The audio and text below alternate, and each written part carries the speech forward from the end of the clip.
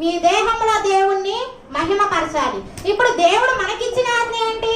మనకిచ్చిన ఈ దేహంలో పరిశుద్ధాత్మ వరకు ఆలయంగా ఉంది. మనం ఏం చేస్తున్నామంటే లోకంతో కలిసి ఆ దేహంతో లోకం చెప్పినట్లు మనం చేస్తున్నాం. కానీ దేవుడు ఏం చెప్పాడు అంటే మీ దేహంతో దేవుణ్ణి మహిమపరచమన్నాడు. కానీ మనం చేసేది అంటే లోకంతో కలిసి సాతానుడు చెప్పేదానికి మనం అలా అనుసరిస్తూ జీవిస్తూ ఉన్నాం. అలా అనుసరించి జీవిస్తున్నట్లయితే యాకోబుకు రాసిన పత్రిక 4వ అధ్యాయము 4వ వచనంలో, ఎవరో దయచేసి చదవమాకండి, నేనే చదివి వినిపిస్తే టైం నాకు సరిపోదు. యాకోబుకు రాసిన పత్రిక 4వ అధ్యాయము 4వ వచనంలో, వ్యభిచారులారా ఈ లోక స్నేహము దేవునితో వైరమని మీరు ఎరుగరా? మనకు తెలుసు ఈ లోకంతో స్నేహం చేస్తే మనం దేవునికి వైరము, మనకి దేవునికి వైరము అంటే మనకి దేవునికి మధ్య ఉన్నటువంటి సంబంధం అనేది కట్ అయిపోతుంది. అలాగే కాబట్టి ఎవడు ఈ లోకంలో స్నేహం చేయగలనో వాడు దేవునికి శత్రువు అవుతాం. మనం ఈ లోకంతో స్నేహం చేస్తే మనం ఎవరికి శత్రువులు అవుతాం అంటే దేవునికి శత్రువులు అవుతాం. ఈ విషయం మనకు తెలుసు. అందుకని మీరు ఎరుగురా అంటే మనం ఎరుగును, మనకు తెలుసు.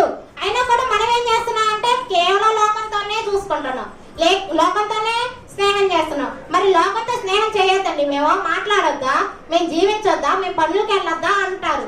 జీవించండి, పనులకు వెళ్ళండి, మాట్లాడండి. కానీ క్రైస్తవ కుటుంబంలో ఉన్నటువంటి మన ప్రభావం లోకం మీద పడుతుందా? అదే మన ప్రశ్న. మనం ఆలోచన చేసుకోవాలి. లోకం యొక్క ప్రభావం మన మీద పడుతుందా, మన ప్రభావం క్రైస్తవుల మీద పడుతుందా? ఏది ఎక్కువగా పడుతున్నది అనేది మనం ఆలోచన చేసుకొని మన జీవితాన్ని ముందుకు కొనసాగించాలి. మా యోహాను రాసిన పత్రిక, మొదటి యోహాను రాసిన పత్రిక 2వ అధ్యాయము 15వ వచనం 16 వచనాలు బైబిల్ పఠనంగా చదువుకున్నాము. అది ఏంటంటే, ఈ లోకమునైనను లోకములో ఉన్న వాటినైనను ప్రేమింపకుడి, ఎవడైనను లోకంలో ప్రేమించిన ఎడల తండ్రి ప్రేమ వానిలో ఉండదు. ఇది మొదటి ఒక్క లైన్ అండర్లైన్ చేసుకోండి అందరు కూడా. ఒకవేళ మనం లోకంలో ఉన్న వాటిని మనం ప్రేమించినట్లయితే మనలో ఎవరి ప్రేమ ఉండదు? దేవుని ప్రేమ ఉండదు. మీరు లోకంతో స్నేహం చేయండి, మీ పక్కన వాళ్ళతో ఫ్రెండ్షిప్ చేయండి, మాట్లాడండి. కానీ వాళ్ళు చేసే పనుల్లో మన భాగస్వాములు కాకూడదు. ఒకవేళ అలా జరిగినట్లయితే మనం ఎవరికి శత్రువులు అవుతాం అంటే దేవునికి శత్రువులు అవుతాం. దేవుని ప్రేమ మనలో అనేది ఖచ్చితంగా ఉండదు. మీరు ఎంత చెప్పుకున్నా ఏం చేసినా కూడా తండ్రి ప్రేమ మనలో ఏ మాత్రం కూడా ఉండదు. అదే 16వ వచనంలో, లోకంలో ఉన్నదంతయు అనగా శరీరాశయు నేత్రాశయు జీవపడమము తండ్రి వలన పుట్టినవి కావు. ఈ లోకాన్ని ఎందుకు ప్రేమించొద్దంటే ఈ లోకంలో ఉన్నదంతా కూడా ఏంటిదంటే శరీరాశ, నేత్రాశ, జీవపడము. శరీరాశ, నేత్రాశ, జీవపడము. ఈ 3 కూడా మీరు అండర్లైన్ చేసుకోండి, రాసుకోండి. ఇప్పుడు ఈ పాఠంలో మనము నేర్చుకున్న ఈ 3 అంశాలు శరీరాశ, నేత్రాశ, జీవపడము. మొట్టమొదటిగా మనం చూసుకున్నట్లయితే శరీరాశ. శరీరాశ అంటే శరీరంలో కూడా ఏముంటాయండి? ఆశలు ఉంటాయి, కోరికలు ఉంటాయి, చాలా ఉంటాయి. కానీ మనకి ఫస్ట్ మనకి వాక్యం ఏం చెప్పారు? మీ దేహంతో దేవుని మహిమపరచమన్నారు. కానీ ఈ శరీరానికి కూడా చాలా ఆశలు ఉంటాయి. నువ్వు దేవుని వాక్యం వినొద్దు, నువ్వు శరీరానికి సంబంధించిన పనులే చెయ్యి అని సాతానుడు మన పక్క నుండి పొడుస్తూ ఉంటాడు. మనం ఎవరి మాట వినాలంటే దేవుని మాట వినాలి. ఇప్పుడు శరీరానికి సంబంధించిన ఆశలు ఏంటంటే మత్తయి సువార్త 4వ అధ్యాయం 4వ వచనంలో మనకి దేవుని గ్రంథం ఏమని చెబుతుందంటే, అందుకైనా మనుషుడు రొట్టె వలన మాత్రము కాదు గాని దేవుని నోటి నుండి వచ్చే ప్రతి మాట వలన జీవించును అని వ్రాయబడి ఉన్నది. కానీ ఈ వాక్యంలో మనమేం రాసుకుంటామంటే మనుషుడు దేని రొట్టె వలన జీవిస్తాడు, దేవుని వాక్యం వల్ల జీవించడని మనం రాసుకుంటాం. అలా జీవిస్తున్నాం. నిజంగా మీరు నమ్మితే నమ్మపోయింది, మన అంతని పురుషుడు కేవలం అదే శరీరాన్ని ఎలా పోషించుకోవాలి, ఎలా సంరక్షించుకోవాలి అనే విషయాల్లోనే మనందరం ప్రయాసపడుతున్నాం. కానీ దేవుని వాక్యాన్ని నేర్చుకోవాలి, మన అంతర పురుషుని దినదిన అభివృద్ధి పరచుకోవాలనే విషయాన్ని మనం గ్రహించక లోకం వారితో మనం పోరాటపడి వాళ్ళతో పాటు మనం ప్రయాసపడుతున్నాం. మనం ఈ శరీరాశిలోని ఏ విషయాల్లో మనం ఎక్కువ ఇంపార్టెంట్ ఇస్తున్నాం అంటే ఆహారం విషయంలో ఎక్కువగా ఇంపార్టెంట్ ఇస్తున్నాం. ఆహారం నెలలో ఎట్లా ఇచ్చావండి అని మీరు అనొచ్చు. ఎట్లా ఇచ్చావంటే ఇప్పుడు లోకం వారు చాలా ఫంక్షన్లు, ఏ కార్యక్రమాలైనా చూడండి, రకరకాల వంటలు చేసుకుంటూ రకరకాల ఫుడ్స్, మనకి ఎక్కడ లేని ఇప్పుడు కొత్త కొత్త ఫుడ్స్ అన్ని రెడీ అవుతున్నాయి, అవి మనకు పెడతా ఉన్నారు. ఇప్పుడు మా తోటికోళ్ళ వాళ్ళు బాగా ఫంక్షన్ చేశారు, వాళ్ళు బాగా పెట్టారు, చాలా రేంజ్ లో పెట్టారు. ఇప్పుడు నా ఇంట్లో, ఇప్పుడు మన క్రైస్తవులే, ఇప్పుడు మన ఇంట్లో క్రైస్తవులే, ఇప్పుడు మనం ఏం చేయాలి? వాళ్ళు బాగా పెట్టారు, ఇప్పుడు నేనేం చేయాలి? నాకు డబ్బులన్నా లేకపోయినా ఇప్పుడు వాళ్ళని చూసి నేనేం చేయాలి? మా తోటికలు బాగా పెట్టింది, ఇప్పుడు నేను కూడా అంతకంటే ఎక్కువ రేంజ్ లో పెట్టాలని ఆలోచిస్తూ ఉంటాం. ఇక దేవుని మాటలు ఏముండవు, పక్కన పెట్టేస్తాం. కేవలం దానికి దేన్ని ఇంపార్టెంట్ ఇస్తున్నా? ఆహారం సంబంధించిన విషయాల కోసమే మనం ఇంపార్టెంట్ ఇస్తున్నాం. చూడండి, మనకి ధనం ఉన్నా లేకపోయినా మనం ఏం చేస్తున్నామంటే ఎదుటి వాళ్ళు లోకంలో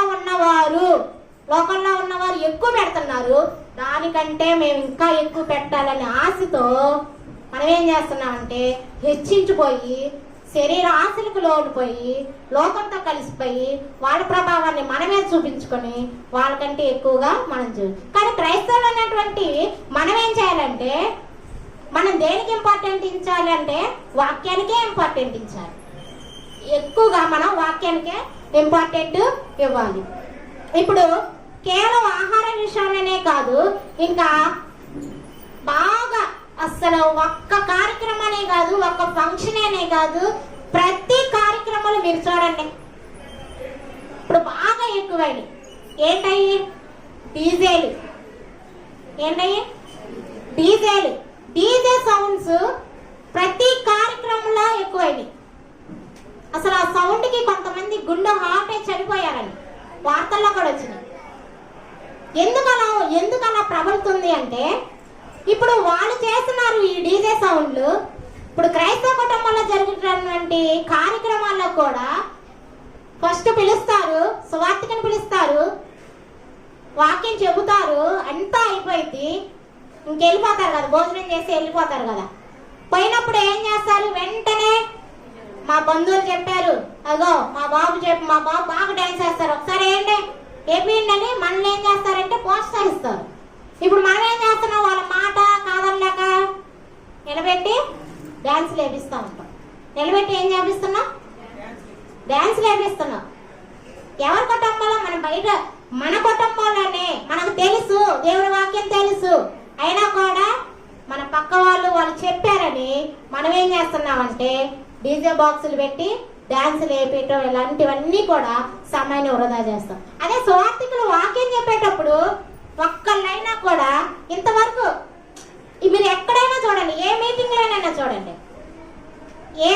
అయినా చూడండి, అంత పెద్ద సౌండ్ డీజే బాక్సులు పెట్టి మీటింగ్లు జరిపిస్తారా అంటే ఎక్కడైనా చూసారు? అసలు దేవుని వాక్యం జరుగుతుంది, ఇంతకంటే ఇంకా పెద్ద సౌండే రావాలి, మీటింగ్ బాగా జరగాలి, వాక్యం అందరూ వినాలి, అక్కడ డీజే బాక్సులు పెట్టాలి అనే వాళ్ళు ఎవరైనా ఎక్కడైనా ఇంతవరకు నేను చూడలేదండి.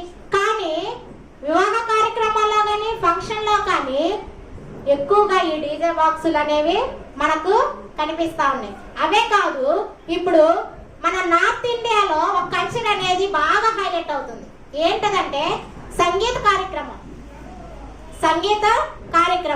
అదే కాకుండా ఈ సంగీత కార్యక్రమాలు ఏంటి?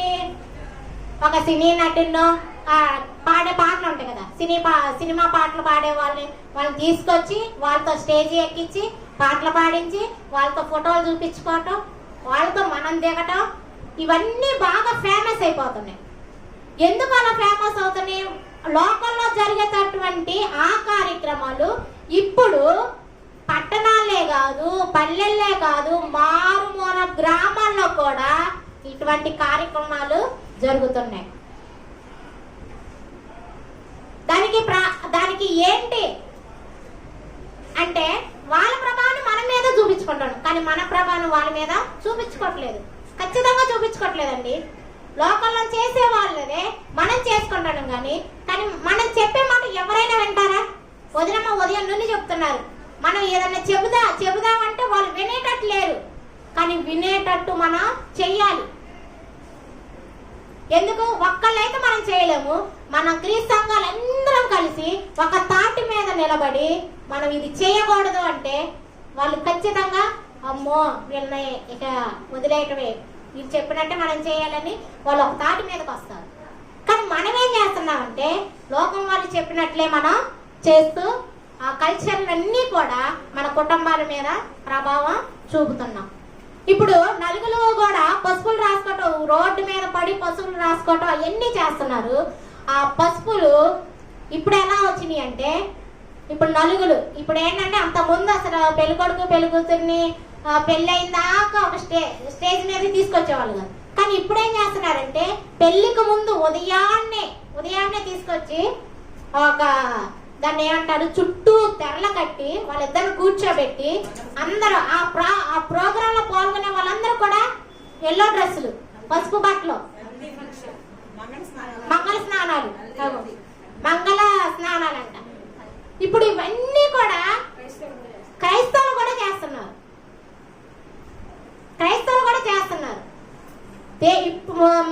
మొన్న రీసెంట్ గా ఒక నెల క్రితం మా ఇంటి ముందు వాళ్ళు క్రైస్తవులే, వాళ్ళు ప్రార్థనకి వెళ్తారు, కానీ వాళ్ళు చుట్టూ తెరల కట్టి వాళ్ళందరూ కూడా పసుపు డ్రెస్ వేసుకొని ఆ పెళ్ళికూతురికి పెళ్ళికొడికి మంగళ స్నానాలు చేపిస్తున్నారు. వాళ్ళు చేయటమే కాదు వీళ్ళు కూడా చల్లుకోవటం, పసుపులు రాసుకోవటం, ఈ ఆనందాలన్నీ కూడా దేనికంటే ఈ శరీరాన్ని సంతోషపరచడానికి. ఈ శరీరాన్ని ఎలా సంతోషపరచాలి, దాని కోరికలు తీర్చడానికి వీళ్ళందరూ ఇవన్నీ చేస్తున్నారు. అంటే వాళ్ళకి దేవుడి చెప్పినటువంటి విషయాలు తెలియవంటే తెలుసు, కానీ వాళ్ళు ఏం చేస్తున్నారంటే మాకు డబ్బు ఉంది, మమ్మల్ని ఎవరు అడుగుతారు, ఆ డబ్బు మా ఇష్టం, మేము ఏదైనా చేస్తామని అహంకారంతో వాళ్ళ ఇష్టానుసారమైన జీవితాన్ని జీవిస్తూ ఉంటున్నారు. కానీ గ్రంథంలో మనకు ఏమని తెలియజేస్తున్నారు అంటే కొరింథీయులకు రాసిన మొదటి పత్రిక 10:7 జనులు తినుటకును త్రాగుటకును కూర్చోండి, ఆడుటకు లేచిరి అని వ్రాయబడినట్లు వారిలో కొందరు వాళ్ళే మీరు విగ్రహారాధికులై ఉండకుడి అని ఉంటే మనం ఎలా అనుకుంటాను అంటే ఉండండి, మీరు తినటానికే, మీరు త్రాగటానికే, మీరు ఆడుకోవటానికే వచ్చారు. మనకు దేవుడు ఈ శరీరాన్ని ఇచ్చింది, ఈ దేహం ఇచ్చింది, ఆడటానికి ఎగరటానికి ఇలాంటికి ఈ శరీరం ఇచ్చింది అని మనం అనుకుంటున్నాం, దానికే మనం ప్రయాసపడుతున్నాం. కానీ దేవుడు అక్కడ ఏమనుందంటే అలా ఉండకుడి అని రాయబడింది. మరి దానికి మనం కట్టుబడి ఉంటున్నామా? ఇప్పుడు ఈ కొరింథీ పట్టణం లాగానే మనం కూడా తినటానికి త్రాగటానికి అనేక కార్యక్రమాలు, సమాజాన్ని చూసి మన క్రైస్తవ కుటుంబాలు కూడా ఇలా అంటే ఇష్టానుసారమైన జీవితాన్ని జీవిస్తూ దేవునికి దూరం అయిపోతున్నాం. లోకం యొక్క ప్రభావం మన మీద పడుతుంది, మన యొక్క ప్రభావం లోకంలో కొంచెం కూడా కనిపించట్లేదు, ఎక్కడా కూడా కనిపించట్లేదు.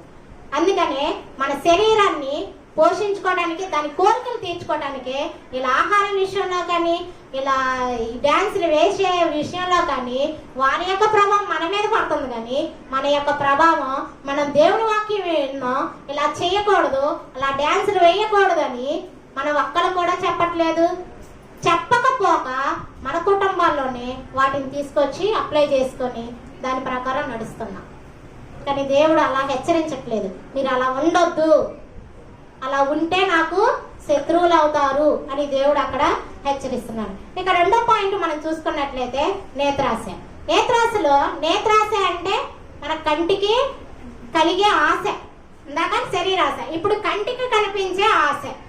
మరి కన్నులకు కూడా కోరిక ఉంటుంది కదా, చూసిందల్లా కొనాలి. ఇక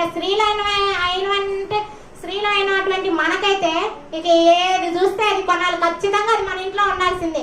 పక్కవారు ఏదన్నా ఒక పెద్ద అది చేపల గిన్నె పెద్దది కొన్నారనుకోండి, మీ ఇంట్లో ఉన్నదానికంటే పెద్దది కొన్నారనుకోండి, ఆహా ఇంకా దానికంటే నేను ఇంకా పెద్దది కొంటా చూడండి అని మన పక్కన వాళ్ళతో అంటాం, ఖచ్చితంగా అంటాం.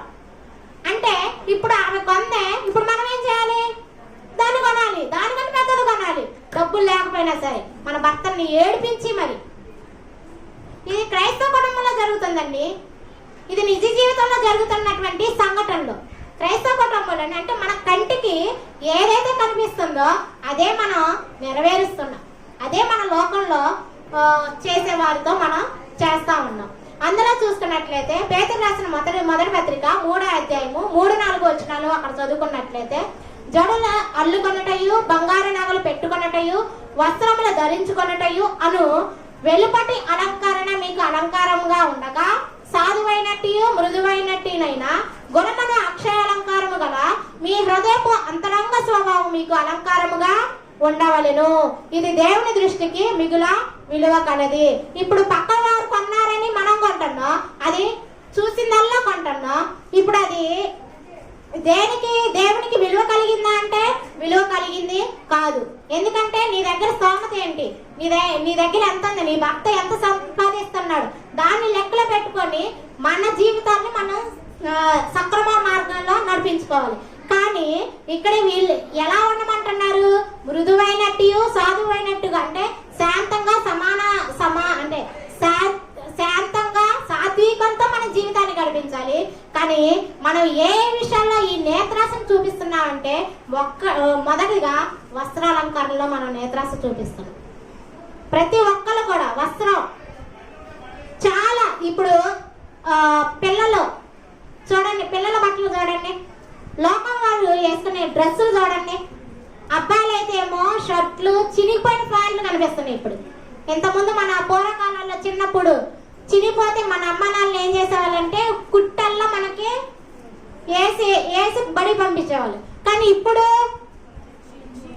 కొత్త కొంటే చించి స్కూల్కి వెళ్తున్నారు.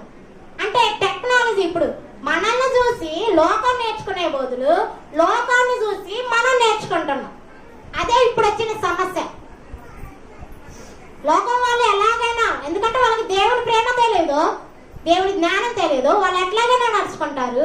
కానీ దేవుడి జ్ఞానం తెలిసిన మనం ఏం చేయాలంటే వాళ్ళు నడుచుకున్నట్లు మనం నడుచుకోకూడదు. అదే వస్త్రాలంకరణ. అమ్మాయిలు అయితే ఇప్పుడు అసలు ఎక్కడ శరీరం కనిపిస్తుందో పొట్టి పొట్టి డ్రెస్సులన్నీ. ఇప్పుడు స్త్రీలంగా మన కుటుంబాలు, మన స్త్రీలంగా భార్యలుగా ఉన్నటువంటి మనము చూడండి, మన వస్త్రాలంకరణ ఎలా ఉంటుందో. హైబ్రోస్ చేయించుకుంటాం ప్రతి ఫంక్షన్లకి. ఏ ఫంక్షన్లో ఏ కార్యక్రమం, చిన్న కార్యక్రమం జరగన్నా హైబ్రోస్లు, తర్వాత పెద్ద పెద్ద పట్టు చీరలు కొంటాం. ఇవన్నీ కూడా చేస్తాం. ఎక్కడికి వెళ్ళి అంటే బ్యూటీ పార్లర్కి వెళ్ళి చేస్తాం. మరి ఇవన్నీ ఎవరి కోసం చేస్తున్నాం? లోకం చూడాలని మనం చేస్తున్నాం.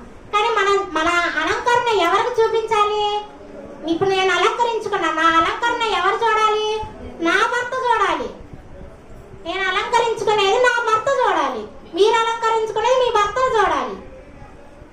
అంతేగాని మనం ఇంటి దగ్గర ఉండి ఏం చేస్తామంటే ఏ నైటీ మీద చింపురుగా జుట్టు ఎట్టేసుకొని మూడేసుకొని భర్తలకేమో అలా కనిపిస్తాం. కానీ బయటికి మనుషులకి వాళ్ళు కొత్త బట్టలు కొన్నారని, వాళ్ళు బ్యూటీ పార్లర్కి వెళ్ళారని, వాళ్ళు హైబ్రోస్ చేయించుకున్నారని, వాళ్ళు మేకప్లు వేసుకున్నారని, వాళ్ళ కోసం మనం ఏం చేస్తున్నామంటే భర్తకు చూపించని లోకానికి చూపించుకుంటూ మన జీవితాలని కొనసాగిస్తున్నాం. అంటే లోకంలో చేసే వారి యొక్క ప్రభావం క్రైస్తవ కుటుంబంలో పడుతుంది. కానీ ఒక్కరినైనా మన జీవితాలు, మన క్రైస్తవ కుటుంబం అయినటువంటి మనము ఎలా ఉండాలో, నువ్వు ఎలా ఉండు అని మనకు ప్రతిదీ కూడా దేవుడు మనకి చెబితే దాన్ని మనం లెక్క చేయవండి. ఇంకా ఇటుని వదిలేస్తూ ఉంటాం. కానీ లోకం వారు ఏది చెప్తే అది ఎంత ఏదని చెప్పారనుకో అది మనకు వర్తించదు. కానీ దాన్నే ఎంత మూల్యంగా తీసుకుంటారో అర్థం కాదు. వాళ్ళ అమ్మాయి ఎంత బాగా రెడీ అవుతుంది, నేను కూడా రెడీ అవ్వాలని మన అమ్మాయి వచ్చి చెప్పింది అనుకోండి, అప్పుడు క్రైస్తవులు అనేటువంటి మనం ఏం చేయాలి? మనం అలా చెయ్యకూడదు అని చెప్పే తల్లులు ఎవరైనా ఉన్నారా? ఉంటే వందనాలు మీ అందరికి. మనం అలా చెయ్యకూడదు, మనం అలా చెయ్యకూడదు, ఆ బట్టలు వేసుకోకూడదు అని మనం క్రైస్తవులైనటువంటి తల్లులు మనం మన పిల్లలకే చెప్పాలి. కానీ అలా చెప్పే రోజులు లేకపోతుంది. పిల్లల్ని ఏదన్నా అంటే ఎటన్నా వెళ్ళిపోవటం, ఆత్మహత్యలు చేసుకోవటం ఇలా. అది కాదు, మనం చిన్నప్పటి నుండి దేవుని భక్తిలో, దేవుని భయంలో మనం నేర్పగలిగినట్లయితే ఈ నేత్రాశ, శరీరాశలు మన కుటుంబాల మీద పడవు. ముందు స్త్రీలమైనటువంటి మన మీద ప్రభావం చూపాలి. దేవుని వాక్యం మన మీద ప్రభావం చూపాలి. ఆ ప్రభావం మన కుటుంబం మీద మనం చూపించగలుగుతాం. మన మీద ప్రభావం చూపించకపోతే ఇంకా మన కుటుంబం మీద ఎలా ప్రభావం చూపిస్తాం? ఇంకా లోకం మీదకి ఎలా వెళ్ళిపోతాం? ముందు మన మీద ప్రభావం చూపించి తర్వాత కుటుంబాన్ని సరిదిద్దుకొని తర్వాత లోకాన్ని సరిదిద్దే వారిగా మనం ఉండాలి. అది నేత్రాశ. ఇప్పుడు జీవపుడమ్మము. మూడోది జీవపుడమ్మము. ఈ జీవపుడమ్మము అనగా మనల్ని మనం హెచ్చించుకోవడం. ఇదందరూ అబ్బా స్త్రీలను ఎవరైనా పొగిడితే చాలండి, అబ్బా అక్కడ ఉండరు, ఎక్కడికో వెళ్ళిపోతారు కదా. ఎవరైనా అబ్బాయి నువ్వు ఒక మాట పొగడండి, అసలు ఇక్కడ ఈ లోకంలో లేవు, పై లోకంలో అబ్బా విహరిస్తా ఉంటాం. మనం స్త్రీలు అయినటువంటి మనమే హెచ్చించబడు. జీవపుడు అంబము అంటే మనల్ని మనం ఎక్కువ చేసుకోవటం, గర్వించడం, హెచ్చించుకోవటం. అప్పుడు అవ ఏ విధంగా అయితే సర్పం చెప్పిన మాటలకు తనను కూడా పండు తిని దాన్ని తిన్నప్పుడు తను ఏమనుకుంది? ఆహారమునకు మంచిది అనియు, కన్నులకు అందమైనదియు, వివేకమిచ్చు రమ్యమైనదియు. అంటే ఇక్కడ 3 విషయాలు మనకు కనిపిస్తుంది. ఆహారమునకు, కన్నులకు, వివేకమిచ్చు. ఈ 3 కూడా జీవపుడమ్మానికి సంబంధించినవి. చూడండి, అవ్వ ఒకేసారి లోకంలోకి వెళ్ళిపోయింది. నువ్వు ఆ పండు తినొద్దని దేవుడు ఆజ్ఞాపిస్తే ఇప్పుడు సర్పం చెప్పిన మాటకి అవ్వ ఏం చేసిందంటే శరీరాశలో పడిపోయింది, నేత్రాశలో పడిపోయింది, జీవపుడమ్మలోకి పడిపోయి ఆ పండుని తినేసి తన సర్పం పొగిడింది కదా, నువ్వు దేవతలాగే అయిపోతావని సర్పం చెప్పేసరికి ఆహా నేను దేవునిలాగా దేవతలాగా అయిపోతానని తను పొంగిపోయి ఏం చేసిందంటే జీవపుడం లోకంలోకి పడిపోయింది. సాతాను చెప్పినటువంటి మాటలకి పడిపోయింది. అలాగే ఇప్పుడు ఇప్పుడు మన నేటి సమాజంలో కూడా ఇప్పుడు మనం చూసుకున్నట్లయితే అవ్వ ఏ విధంగా అయితే ఆ జీవపుడంలో పడిపోయిందో నేటి సమాజంలో మనం కూడా లోకంలో జరిగేటువంటి మాటలే కానీ చూపులే కానీ ఏదైనా సరే మన మీద ప్రభావం చూపుతుంది. ఇప్పుడు లోకం వాళ్ళు రకరకాల డైలాగులు చెప్తా ఉంటారు. అది సినిమాల్లోనో సీరియల్లోనో జరిగే మాటలు చెబుతూ ఉంటారు. ఇప్పుడు మన పిల్లలు ఏం చేస్తారంటే బయట చూసి ఇప్పుడు మనం ఏదైనా పని చెప్పంగానే మన పిల్లలు ఇగో ఇది తీసుకొని షాప్ కాడికి వెళ్ళి తీసుకొని రా అని మనం చెప్పంగానే మన పిల్లలు అంటే ఏంటి తెచ్చేది? తగ్గేదేలే. ఏంటిది? తగ్గేదేలే అంట. మన పిల్లలేనండి మాట్లాడే, మన పిల్లలే. ఎవరిని చూసి? లోకంలో చూసి. ఎవరైనా ఏదన్నా అన్నారనుకో మనతో పెట్టుకుంటే చూడండి ఎలాంటి మాటలు, ఎలాంటి లోకంలో మనం జీవిస్తున్నాం. ఒక్కసారి మనం పరిశీలన చేసుకుందాం. తగ్గేదేలే మనతో పెట్టుకుంటే ఇలాంటి మాటల మనల్ని దేవుడు మాట్లాడమందే. ఇలాంటివి మనం చూసుకొని అదే సినిమాల్లో చూపిస్తున్నారని, టీవీలో చూపిస్తున్నారని మనం పొంగిపోయేది కాదండి. దేవుడు హెచ్చరిస్తున్నాడు చూడండి. ఇవన్నీ కూడా ఎఫెసీయులకు రాసిన పత్రిక 5వ అధ్యాయం 4వ వచనంలో కృతజ్ఞత వచనమే మీరు ఉచ్చరింపవలెను గాని మీరు బూతులైనను పోకిరి మాటలైనను సంసక్తులైనను ఉచ్చరింపకూడదు, ఇవి మీకు తగవు. ఇవి మీకు తగవు కానీ మనకి తగినవి. ఈ తగ్గేదేలే మనతో పెట్టుకుంటే ఇవన్నీ కూడా మన తగ్గుతున్నాయి కానీ దేవుడికి అవి తగవు. కానీ లోకంలో జీవిస్తున్నటువంటి వాళ్ళు సినిమాలు చూసో సీరియల్ చూసో ఎదుటి వారిని చూసో వాళ్ళ ఇష్టానుసారంగా మాట్లాడితే క్రైస్తవమైనటువంటి కుటుంబంలో కూడా మన పిల్లలు కూడా మన పెద్దవాళ్ళు కూడా ఎవరైనా సరే ఏం చేస్తున్నారంటే ఇలాంటి మాటలు మాడుతున్నారు. కానీ మనం అలాంటి మాటలు ఉచ్చరింపకూడదు. నువ్వు ఉపదేశం వచ్చినప్పుడే మనం మాట్లాడాలి. అంటే దాని ఎదుటి వారికి ఉపయోగపడే మాటలే మనం మాట్లాడాలి. మనం మాట్లాడే మాట ఎదుటి వారికి ఉపయోగపడుతుందా లేకపోతే కీడు చేస్తుందా అనేది మనం గ్రహించేటట్టు మన మనసుని పెట్టి మనం మాట్లాడాలి. అంతేగాని వాళ్ళు మాట్లాడుతున్నారు మనం కూడా మాట్లాడాలి అనే ఆలోచన మనకి రాకూడదు. కొరింథీయులకు రాసిన పత్రిక 2 కొరింథీయులకు రాసిన పత్రిక 11వ అధ్యాయం 3వ వచనంలో అసలు ఎన్నిటికి కారణం ఎవరు అంటే మనందరికీ ఎన్ని మాట్లాడటానికి అంటే లోకంలో జరిగేటువంటి విషయాలు అంటే ఆ పనులకి, ఆ మాటలకి, ఆ చూపులకి, ఇవన్నిటికి మన మీద ప్రభావం చూపుతుంది. దేని వల్ల అంటే కేవలం సాతానుడు, అపవాది వల్లే మనం ఇవన్నీ చేస్తా ఉన్నాం. చూడండి 11వ అధ్యాయం 3వ వచనంలో, సర్పము తన కుయుక్తి చేత హవ్వను మోసపరిచినట్లు మీ మనసు నుండి చెరపగొడి క్రీస్తు ఎడలున్న సరళత నుండి పవిత్రత నుండి ఎట్లయినను తొలగిపోవునేమో అని భయపడుచున్నాను. ఇక్కడ పౌలు గారు కొరింథీలో ఉన్న సంఘానికి ఏమని హెచ్చరిస్తున్నారు అంటే సర్పం యొక్క కుయుక్తి చేత, తన ఆలోచన చేత మనలందరినీ కూడా మోసపరిచింది. దేని వల్ల మోసపరిచింది అంటే శరీరాశ చూపించి, నేత్రాశ చూపించి, ఈ లోకంలో ఉన్నటువంటి అన్నిటిని కూడా చూపించి మనల్ని మోసపరిచి క్రీస్తు యొక్క సరళత నుండి, క్రీస్తు సంఘంలో నుండి మనం ఎలాగైనా తొలగిపోవాలని, అదే అపవాది యొక్క టార్గెట్. ఎంతమంది క్రీస్తు సంఘంలో ఉన్నారో వాళ్ళందరినీ బయటికి తీసుకురావాలని సర్పం యొక్క టార్గెట్ అది మనం గ్రహించక నిజంగా సర్పం చెప్పినట్టే మనం ఆ కుయుక్తలో పడిపోయి క్రీస్తు యొక్క సరళత నుండి మనం బయటికి వెళ్ళిపోతున్నాం. కానీ అది మనం గ్రహించట్లేదు. మన చేసే చిన్న పని దగ్గర నుంచి కూడా మన సర్పం యొక్క ప్రభావం ఈ లోకాన్ని ఉపయోగించుకోనో, మన పిల్లల్ని ఉపయోగించుకోనో, లేకపోతే మన బంధువులు, స్నేహితులు వీళ్ళందరినీ ఉపయోగించుకొని క్రీస్తు యొక్క సభ్యత్వం నుండి, ఆ సరళత నుండి, ఆ సారూప్యం నుండి మనం తొలగిపోయాలని సర్పము చూస్తూ ఉంది, సాతానుడు చూస్తూ ఉన్నాడు. కానీ మనమేం చేయాలి? మనకు సమయం ఉన్నదా అంటారా? నిన్నగాక మొన్న 2 రోజుల్లో మయన్మార్లో ఎంతమంది చనిపోయారో చూడండి. మనకు సమయం ఉందా? మనకి ఏది ఎప్పుడు వస్తుందో మనకు తెలియదండి. కాబట్టి మన దగ్గర గ్రంథం ఉంది. ఆ గ్రంథంలో చెప్పినటువంటి మాటలు మనకి ఏ విధంగా ఉపయోగపడుతున్నాయి? మనకు ఉపయోగపడిన ఆ మాటల్ని మనము మన కుటుంబాల్లో చెప్పి ఇతరులకు బోధించే వారిగా మనం ఉంటున్నామా, లేదా లోకం వారు చెప్పినట్లు మనం ఉంటున్నామా? ఒకసారి మనం పరిశీలన చేసుకోవాలి. ఈ జీవపడంలోనే మరొకటి ఏంటంటే సెల్ ఫోన్. ఇది బాగా బీభత్సం. ప్రతి ఒక్కరి దగ్గర సెల్ ఫోన్ ఉంది. కానీ సెల్ ఫోన్ ఉందే, వాడుకోండి, ఓకే. కానీ అది ఎంతవరకు వాడుకోవాలి?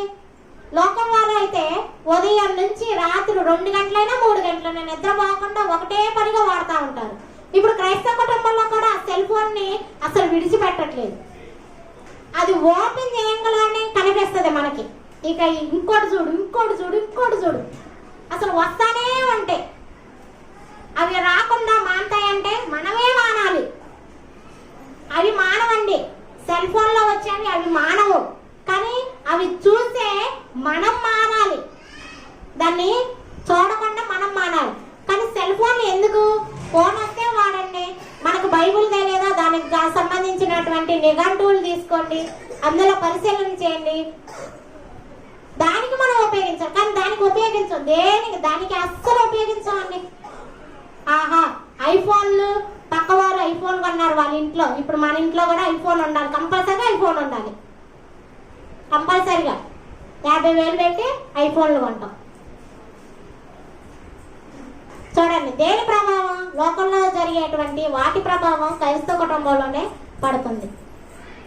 కానీ మనం నేత్రాశ, ఈ జీవపడము, శరీరాశ ఇవన్నీ కూడా మనం పక్కన పెట్టేసి దేవుని వాక్యానికే మనం ప్రాముఖ్యత ఇవ్వాలి. ఎఫెసీయులకు రాసిన పత్రిక 5వ అధ్యాయము 15 నుండి 16 వచనాల్లో, దినములు చెడ్డవి కనుక మీరు సమయమును పోనీక సద్వినియోగం చేసుకొనుచు అజ్ఞానం వలె కాక జ్ఞానుల వలె నడుచుకున్నట్లు జాగ్రత్తగా చూసుకోవాలి. మనం ఎలా నడుచుకోవాలి అంటే సమయం లేదండి. దినములు, ఇంకా రాబోయే దినములు చాలా భయంకరంగా ఉంటాయి.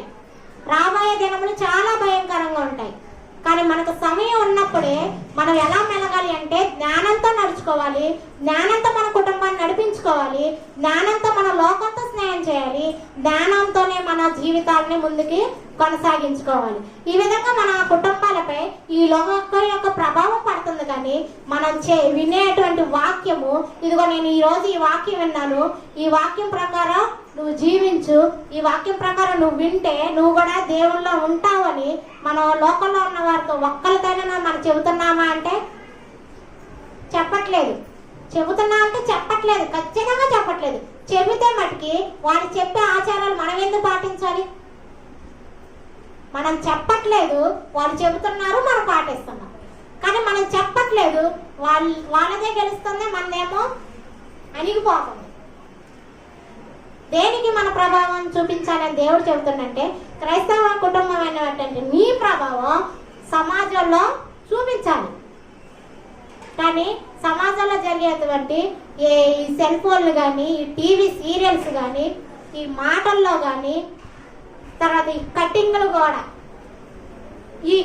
కూడా చూడండి.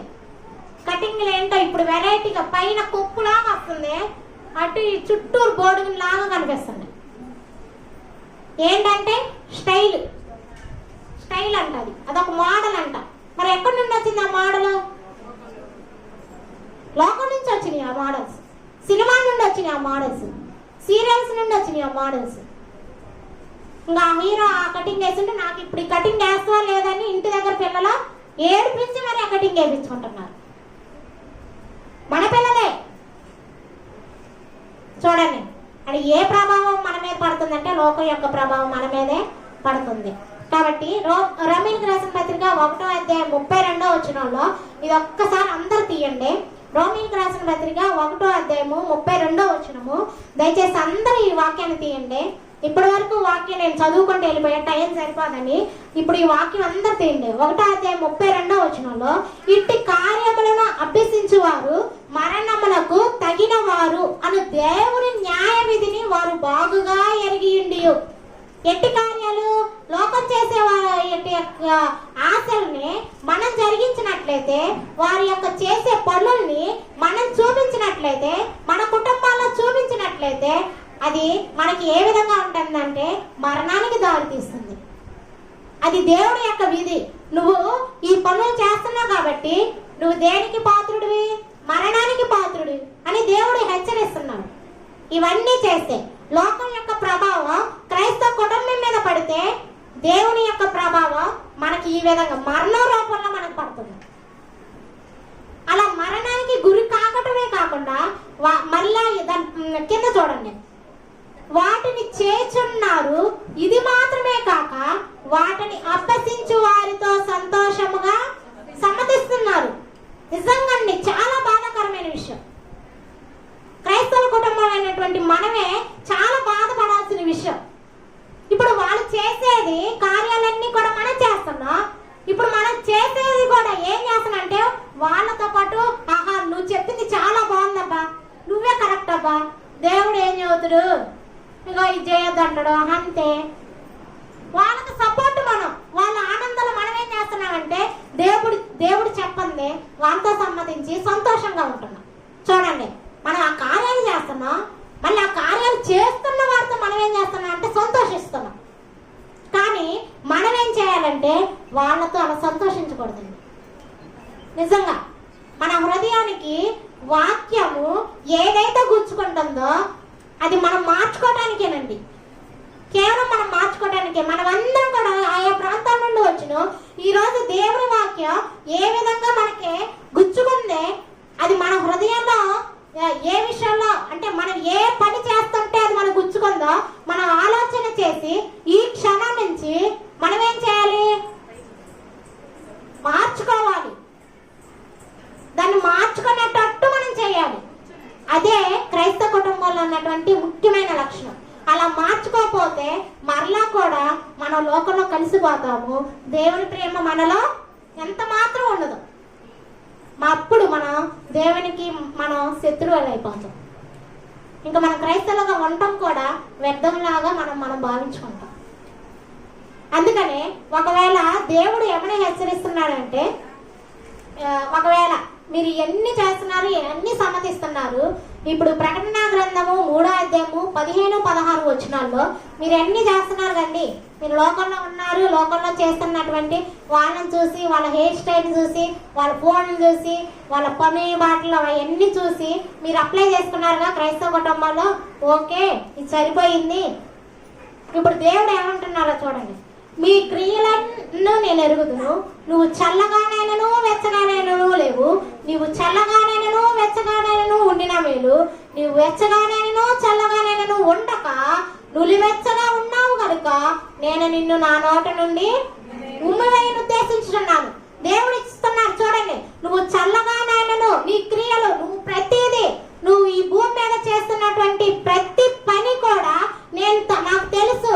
నాకు తెలియకుండా ఇదిగో దేవుడు చూడట్లేదని నువ్వు రహస్యమందు ఏదైనా క్రియ చేస్తున్నా అంటే అది దేవుడు తెలియదా అంటే తెలుసు, కానీ మనం చేస్తా ఉంటాం. ఒకవేళ నువ్వు అలా చేస్తున్నావు, ఇదిగో సంఘ సభ్యులు ఉన్నారు, క్రీస్తు సంఘ సభ్యులు ఉన్నారు, అదిగో మా బంధువులు ఆ పని చెప్పారు, అదిగో అది చేయకూడదు, సంఘ సభ్యులు ఆ పని చేయకూడదని మనందరికీ తెలుసు, కానీ వాళ్ళ బంధువులు చెప్పారని ఏం చేస్తున్నాం మనం? ఆ పని చేస్తున్నాం. ఇప్పుడు నలుగే తీసుకోండి, నలుగు పూసుకుంటా ఉంటాం, అది చేయకూడదని మనకు తెలుసు, కానీ మన బంధువులు చేస్తున్నారని మనం ఏం చేస్తున్నాం? వాళ్ళు బాధపడుతున్నారని, వాళ్ళు మన ఇంటికి రారని, మన మీద అలుగుతారని మనం ఏం చేస్తున్నాం? క్రైస్తవులు ఉన్నటువంటి మనం వాళ్ళ మాట విని వాళ్ళతో పాటు ప్రోత్సహిస్తున్నాం, వాటితో పాటు ఆ పనిలో పాల్గొంటున్నాం. అప్పుడు దేవుడు ఏమంటున్నాడంటే, నువ్వు క్రైస్తవం పెట్టావు కదమ్మా, మళ్ళీ నువ్వు లోకం చెప్పిన మాటలు నమ్మి నువ్వు అలా చేస్తున్నావేంటి? ఇప్పుడు నువ్వేం చేస్తానంటే, నువ్వు ఉంటే క్రీస్తులో ఉండు, లేదా లోకంలో ఉండు. అదే అంటున్నారు, నువ్వు చల్లగానైనా ఉండు, వెచ్చగానైనా ఉండు. నువ్వు వెచ్చగా ఉంటే ఏం చేస్తానన్నాడు? ఉమ్మి వేస్తానన్నాడు. ఇప్పుడు ఉమ్మి వేస్తే దాని వెంబట మనం చూస్తామా? చూడం. దాని వెనకాల మనం చూడం, మనం ఉమ్మేస్తాం. చూస్తామంటే చూడం. ఇప్పుడు ఇశ్రాయేలీలు కూడా అష్షూరు చెరకు వెళ్ళినప్పుడు దేవుడు మనం వాళ్ళకి వెళ్ళి వాళ్ళు ఏమైపోయారో కూడా తెలియదు. తెలుసా అంటే తెలియదు, వాళ్ళకి వెళ్ళి తెలియదు, చూడలేదు. ఇప్పుడు మనం కూడా క్రైస్తవ బిడ్డలు అన్నటువంటి మనం కూడా ఉంటే ఖచ్చితంగా సంఘంలో ఉండాలి. అది లోకం ప్రభావం మన మీద పడకుండా ఉండేటట్టు ఉండాలి. ఒకవేళ అలా ఉండక ఇప్పుడు వాళ్ళు చెప్పినట్టు మనం విని, ఇప్పుడు సంఘం వాళ్ళు చెప్పినట్టు మనం విని నులివెచ్చగా మనం ఉన్నట్టయితే మనలో దేవుని ప్రేమ ఉండదు, మన దేవునికి శత్రువులు అయిపోతాము. తర్వాత దేవుడు మనల్ని ఉమ్మి వేసి వదిలేసిపోతాడు. అప్పుడు మన బంధువుల్ని మనల్ని ఇదిగో నన్ను దేవుడు ఉమ్మి వేశాడు, నన్ను ఎట్లాగైనా పరలోకానికి తీసుకెళ్ళాలని మన బంధువులు అంటే తీసుకెళ్తారా? మనల్ని తీసుకెళ్లేది ఎవరండి? దేవుడు. కానీ మనం ఎవరికి ఇంపార్టెంట్ ఇస్తున్నాం అంటే లోకం వారితో ఇంపార్టెంట్ ఇస్తున్నాం. కాబట్టి మనం అందరం కూడా దేవుని వాక్యాన్ని చాలా జాగ్రత్తగా విని ప్రతిదీ కూడా, ప్రతి లేఖనం కూడా, మనకు అంత ముందు సువార్థికులు వాక్యం చెప్పేవాళ్ళు చాలా తక్కువ మంది ఉన్నారు. కానీ ఇప్పుడు మనకు ధారాళంగా వాక్యం వినపడుతుంది, నేర్చుకుంటున్నాం, ఫోన్లో వస్తుంది, ప్రతి సమయంలో కూడా మనకు వాక్యం తెలుస్తుంది. కానీ మనం ఏం చేస్తున్నామంటే మన పిల్లలకే నేర్పించట్లా, మన కుటుంబాన్ని నడిపించుకోవట్లేదు. లోకం చెప్పినట్లు మళ్ళా అదే స్థానానికి మనం వెళ్ళిపోతున్నాం. అప్పుడు దేవుని ప్రేమలో నుండి మనం ఎడబాటుని కొనసాగిస్తున్నాం. కాబట్టి ఇప్పుడు నేను ఈ ఆత్మీయ జీవితంలో, మన ఆత్మీయ అభివృద్ధిలో ఇంకా నూతనంగా చాలా అభివృద్ధి పడాలి అంటే, దేవుల్లో సారూప్యమందు మనం కట్టబడాలి అంటే, క్రీస్తు చెప్పినట్టు దేవుని వాక్యం ద్వారా మనం నడుచుకుంటూ మన యొక్క ప్రభావం లోకానికి చూపించేవారిగా, మన వెలుగు లోకానికి కనపరిచేవారిగా మనం ఉండాలని ఇటు లేఖనాలతో నన్ను నేను హెచ్చరించుకుంటూ విన్నవారు మీ అందరికీ కూడా మరొకసారి వందనాలు తెలియజేస్తూ ఇటు అవకాశం ఇచ్చినటువంటి స్థానిక సువార్థికులు సత్యానందం గారికి, అలాగే స్థానిక సంఘస్థులందరికీ, అలాగే నన్ను ప్రోత్సహించి ఇంతవరకు నన్ను నడిపించిన మా వదినమ్మకి ప్రత్యేకమైన వందనాలు తెలుస్తూ ముగిస్తున్నాను. అందరికీ వందనాలు.